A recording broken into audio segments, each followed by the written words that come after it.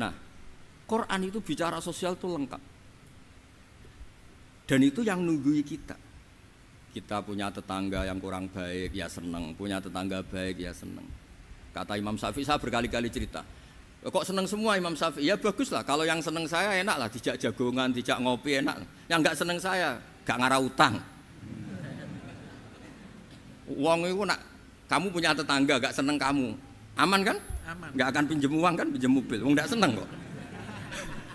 Makanya Imam Syafi'i itu kalau ngedikan luar Syafi'i, diceritain orang, ya Aba Abdillah bagiannya, ya Aba Abdillah orang itu gak seneng kau. Bagus lah. Loh kenapa bagus? Waman asa'a ilaika faqad atlaqaka. Orang yang enggak seneng kamu maka membebaskan kamu.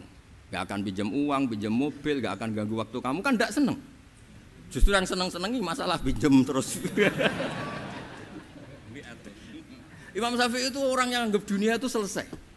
Ada yang cerita, ya Aba Abdillah, orang yang tadi cium tangan engkau, yang hormat engkau, di luar maki-maki engkau, ngerasain engkau, ngata-ngatain engkau. Ya bagus lah. Kok bagus gimana? Berarti saya wibawa, depan saya tidak berani.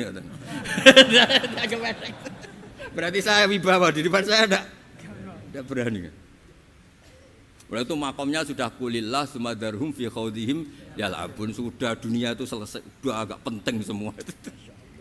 Nah itu kalau kamu anak-anak bagi ahli Quran, sudah ayatnya kulillah sumadarhum fi khawdihim yal'abun. Sudah lihat Allah saja agak penting, makhluk-makhluk itu agak penting. Dah makhluk semua agak penting, sepenting Allah. Nah kita ini ditunggoni mukjizat seperti itu. Bayangkan misalnya kita ditunggoni tongkatnya Nabi Musa.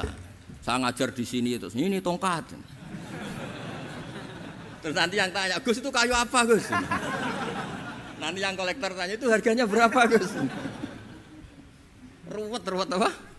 Terus yang ahli suudon itu asli enggak Gus? Wah. Yang ahli suudon kan mesti tanyanya gitu, itu asli enggak Gus?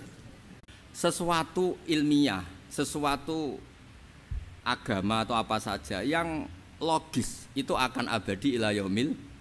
Kayak tadi, ketika kita kecil diajari apa? Wujud, qidam, baqa, mukhalafatul hawadisi, qiyamuhu, binafsihi, wahdaniyat, qudrat, iradah.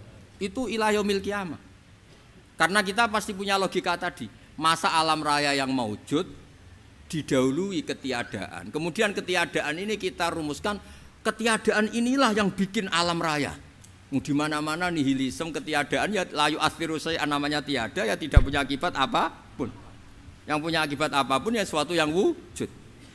Lalu itu kan ila yaumil qiyamah, sampai kapanpun teori itu akan nunggui kita ila yaumil qiyamah. Tapi kalau tongkat Nabi Musa ketika kita tidak melihat kan punya alasan tidak ngandel, Musa tidak tahu. Tapi kalau kamu seperti ini, orang paling mulhid sekalipun, paling ateis sekalipun, terus ditanya, bisa enggak Anda mulai angka di luar angka 1? Tidak bisa kan? Makanya benar Imam Amudi tadi ketika diminta Allah, istadilla ala wahdaniyati bi hadrati malaikati. Tolong ajarkan kenapa manusia begitu yakin kalau saya ini satu, padahal mereka tidak melihat saya. Terus beliau ngendikan apa? Nisbatus naini wassalasa ilal wahid nisbatul far'i ilal asli. Angka 2, 3 sampai enggak terbatas, semuanya dibanding angka 1 itu nisbatul far'i ilal asli. Semuanya itu cabang dari angka 1. Itu mbok siapapun enggak usah ditunggoni nabi, enggak usah ditunggoni wali. Logikanya akan seperti sesuatu yang tampilan dahsyatnya itu disaksikan mata, maka itu bisa habis. Era tongkat Nabi Musa seperti itu habis enggak? Bisa mengeringkan laut merah, habis kan? Tapi era mukjizatnya Quran ila yaumil qiyamah. Ya contoh sosial, saya kembali lagi ke sosial. Kamu punya teman awet atau punya istri awet, itu konsepnya ya wal kadhiminal ghaidh, agak gampang tersinggung. Coba kalau kamu setiap tersinggung putus, setiap tersinggung habis, kamu tidak punya teman, tidak punya istri.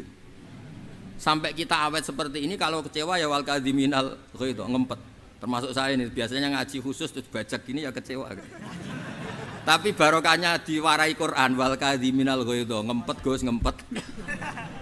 Terus kecewa sama teman, kenapa tidak putus? Karena wal afina aninna, sudah kalau kecewa maafkan. Coba kalau kita kecewa presiden demo, kecewa menteri demo, kecewa orang tua minggat, ya kalau dicari, kalau tidak kan malu.